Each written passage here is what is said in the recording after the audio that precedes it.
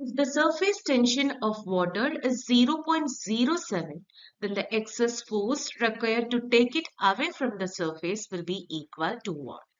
Whereas the radius of a thin flat circular disc is given in the question and it was gently placed over the surface of a water as well.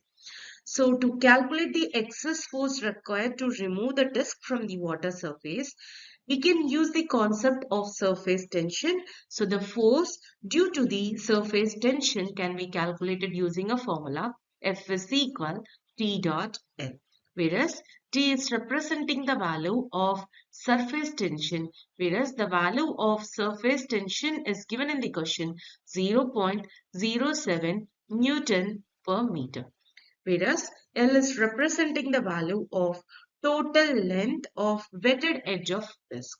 But there is no detail about the L, so we have to calculate the value of EL first.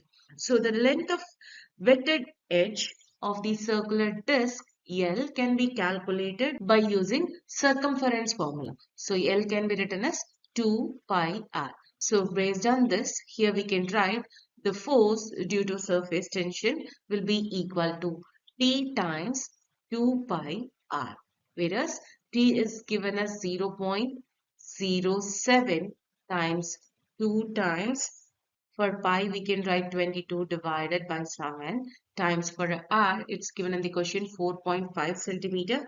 We have to convert that to meter. So 4.5 centimeter will be equal to 0.045 meter.